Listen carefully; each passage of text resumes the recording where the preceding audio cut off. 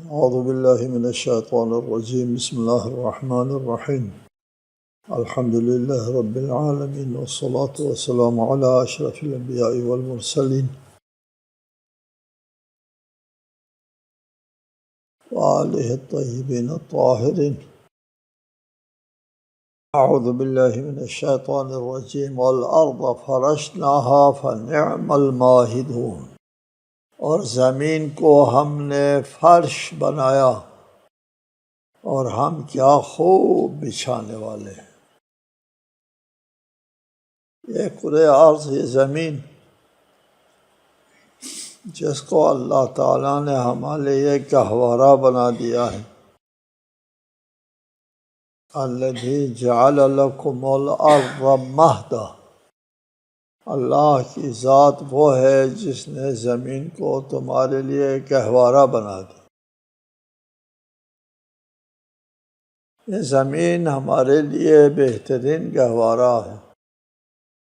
بعض اہل قلم نے زمین کو تشبیہ دی ہے ماں کے ساتھ، مہرباں ماں. زمین اس قدر مہرباں ہے، ہماری ضرورت کی تمام چیزیں فراہم کرتی ہے یہ زمین. یہ اللہ تعالیٰ کی طرف سے، لیکن بذریعہ زمین. اگر اللہ تعالیٰ کا مقصد یہ ہوتا صرف ہم کو زندہ رکھا جائے تو گندم کے دانہ کھا کر ہم زندہ رہ سکتے ہیں، پانی پی کر. لیکن اللہ تعالیٰ نے ایک مہربان زمین بنائی. اس زمین کے اندر ہزاروں کی تعداد میں دانوں اور پھلوں کے اقسام موجود ہیں. پھلوں میں کتنے قسمیں ہیں؟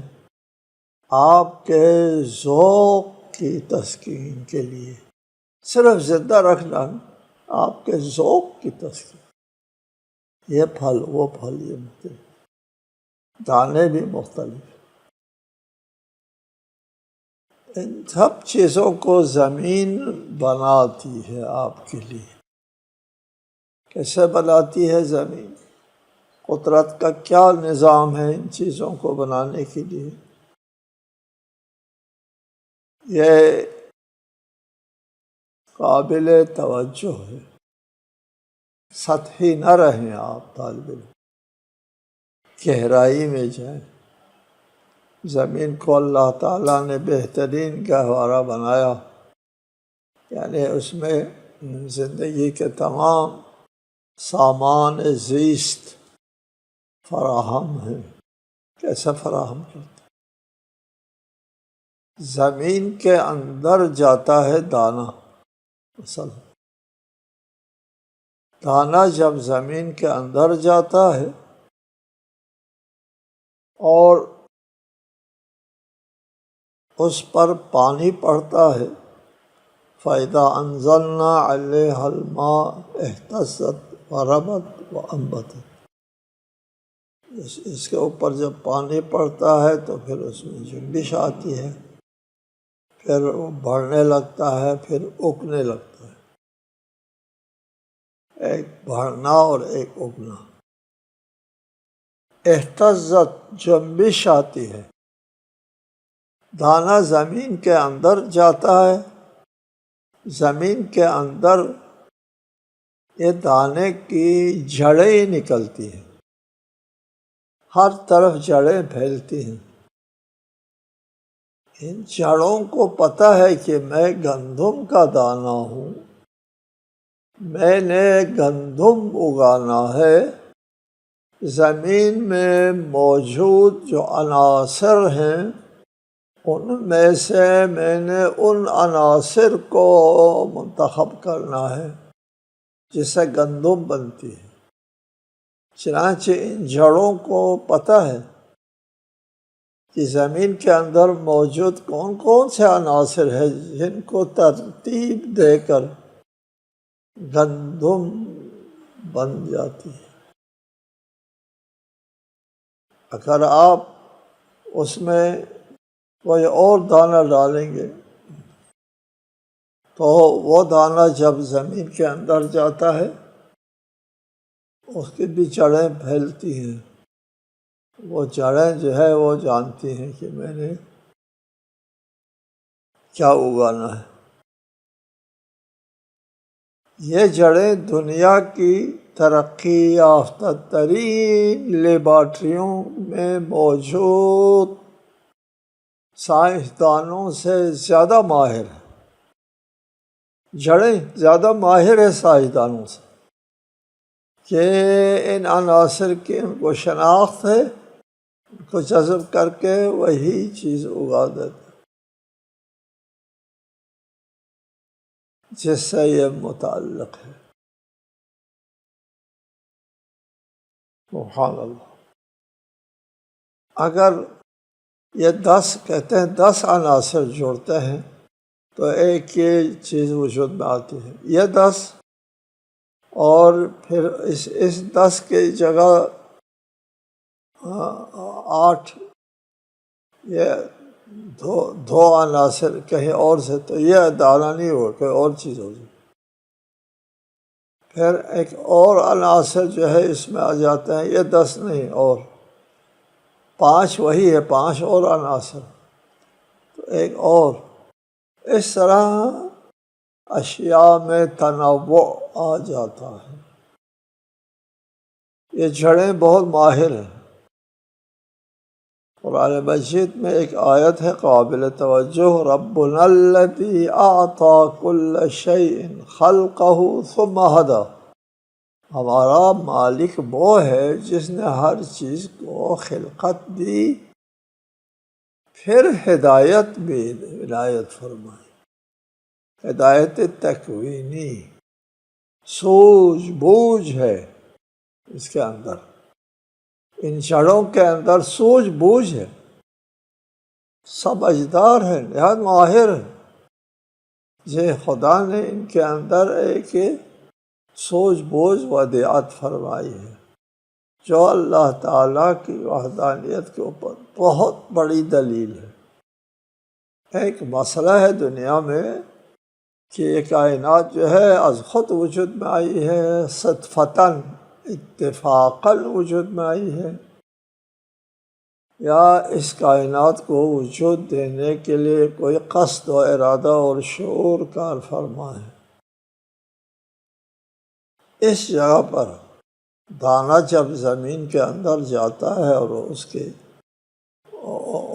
کی جڑیں پھیلتی ہے، اور جڑوں کے اندر جو سوجھ بوجھ ہے، یہ دلیل ہے کہ اتفاقیہ نہیں ہے بلکہ ایک ہدایت الہی کے تحت۔ وَمِن كُلِّ شَيْءٍ خَلَقْنَا زَوْجَيْنِ لَعَلَّكُمْ تَذَكَّرُونَ، اور ہر چیز کے ہم نے جوڑے بنائے ہیں شاید کہ تم نصیحت حاصل کرو۔ وَمِن كُلِّ شَيْءٍ خَلَقْنَا زَوْجَيْنِ، ہر چیز کی ہم نے جوڑے بنائے، ہر چیز، کل شیء، کوئی چیز نہیں ہے جو اس کے اندر جو ہے وہ جفت نہ ہو، زوجیت نہ ہو۔ کائنات کی تمام چیزیں جو ہے وہ زوجیت پر منحصر ہے۔ قدیم فلاسفہ اور ہم مدرسوں میں بھی پڑھتے ہیں، اور اس میں کہتے تھے کل شیء موجود مزدوج لہ ماہیت و وجود، ہر چیز جو ہے وہ جفت زوجیت سے وجود میں آتی ہے، اور ماہیت اور وجود جفت ہے، زوجیت ہے۔ قدیم فلسفہ اور فلسفیوں کی ایک اصطلاح۔ لیکن آج کل کے انسان کے لیے اس نظام کائنات کی بہت سی چیزیں جو ہے وہ منکشف ہو کر کے سامنے آئی ہیں، اور یہ سب کو پتہ چلا ہے کہ اس کائنات کی تمام چیزیں زوجیت کے مرہون منت ہے۔ ابھی آپ کو بتا رہے تھے کہ وہ دانہ زمین میں جاتا ہے تو عناصر کی زوجیت سے پھل بناتا ہے، دانے بناتا ہے، زوجیت سے، ترکیب سے، چیزوں کے ترکیب پر قائم ہے ہر چیز، کوئی چیز ترکیب سے خالی نہیں ہے۔ جو مرکب نہیں ہے اس کو بسیط کہتے ہیں، صرف اللہ تعالیٰ کی ذات کو بسیط ہے، اس میں ترکیب نہیں ہے۔ اللہ کی تمام مخلوقات میں ترکیب موجود ہے۔ یہ کائنات کی تمام چیزیں، اس کائنات کے جو پہلی اینٹ ہے جس سے کائنات کی ہر چیز بنتی ہے اس کو ایٹم کہتے ہیں۔ ایٹم جو ہے وہ یونانی لفظ ہے، ایلا کو کہتے ہیں، ٹیم جز کو کہتے ہیں، ایٹم لا جز۔ ایٹم جس کا نام شروع میں لا جز تھا، اس کا بھی اجزاء ہے، ترکیب ہے، وہ مرکب ہے۔ سب کو پتہ ہے الیکٹرون منفی، الیکٹرون مثبت، دونوں مل کر کے ایٹم بنتا ہے۔ ایک چیز سے ایٹم نہیں بنتا، ایٹم نام ہے، لیکن حقیقتاً یہ بھی نظام زوجیت پر قائم ہے۔ جب ایٹم زوجیت پر قائم ہے تو کائنات کی ہر چیز زوجیت پر ہے۔ وَمِن كُلِّ شَيْءٍ خَلَقْنَا زَوْجَيْنِ، ہر چیز میں زوجین کا عمل داخل ہے۔ سورہ یاسین میں ایک آیت ہے، سبحان الذی خلق الازواج كلها مما تنبت الارض ومن انفسهم ومما لا يعلمون۔ پاک و پاکیزہ ہے وہ ذات جس نے ازواج، زوج، جفت بنایا، تمام جفت، ازواج کلہا، تمام جفت بنایا۔ اور مما تنبت الارض، زمین جو جن چیزوں کو اگاتی ہے وہاں بھی جفت ہے، خود تمہارے وجود کے اندر بھی جفت ہے۔ انسان کی تخلیق کے بارے میں بتایا آپ کو، کتنے عناصر جمع ہوتے ہیں، انسان بنتا ہے۔ من انفسہم ومما لا یعلمون، جن چیزوں کو یہ ابھی جانتے نہیں ہے ان میں بھی جفت ہے۔ یہ آج سے پہلے قدیم زمانے میں بہت سی چیزیں لا یعلمون میں، اس وقت لا یعلمون میں، ابھی یعلمون ہو گئے۔ ابھی ہمارے زمانے میں بھی بہت سی چیزیں ہیں جو لا یعلمون میں ہے، آنے والے نسلیں جو ہے وہ جان جائیں گی ان چیزوں کو، جب جان جائیں گی تو اس میں بھی جفت نظر آ جائے گی۔ یہ آیت زندہ ہمیشہ ما لا یعلمون، لا یعلمون۔ قرآن مجید میں مختلف جگہوں پر ہے وَيَخْلُقُ مَا لَا يَعْلَمُ، تمہارے لیے کشتیاں ہیں وغیرہ ہے، جانوروں میں سفر کرتے ہو، ادھر آتے جاتے ہو، اور پھر اللہ ایسے چیزیں بھی خلق فرمائے گا تم نہیں جانتے۔ آج کل جو ذرائع حمل و نقل ہے اس زمانے کے لوگ نہیں جانتے، اور آج بھی ہم بہت سی چیزیں جو ہے جو آنے والی ہیں ان کو ہم نہیں جانتے۔ مما لا یعلمون ہر زمانے کے لیے، لہٰذا پورے کائنات جو ہے وہ زوجیت پر قائم ہے، جن چیزوں کو ہم نہیں جانتے ہیں وہاں بھی زوجیت ہے۔ لعلکم تذکرون، یہ سب دلیل ہے اللہ تعالیٰ کی خالقیت کے اوپر کہ اللہ تعالیٰ نے ان کو خلق فرمایا ہے۔ یہ اتفاقیہ نہیں ہے، از خود وجود میں نہیں آئی ہیں یہ چیزیں، کسی خالق نے، کسی شعور و ارادہ اور حکیم ذات نے ان چیزوں کو خلق فرمایا ہے۔ لعلکم تذکرون، اور نصیحت حاصل کرو کہ اللہ تعالیٰ کی ذات ہے، اس نے تم کو ایک مقصد کے لیے پیدا کیا ہے۔ فَفِرُّوا إِلَى اللَّهِ إِنِّي لَكُم مِّنْهُ نَذِيرٌ مُّبِينٌ، بس تم اللہ کی طرف بھاگو، میں اللہ کی طرف سے تمہیں صریح تنبیہ کرنے والا ہوں۔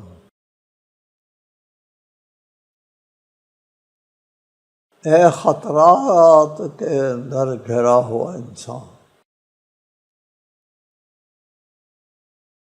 اللہ کی طرف بھاگو۔ اے انسان، تم کو کہیں بھی امن نہیں ملے گا، کہیں بھی سکون نہیں ملے گا،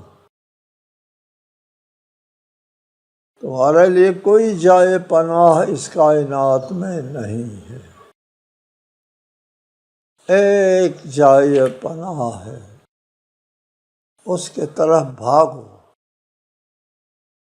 فَفِرُّوا، بھاگتا کب ہے انسان؟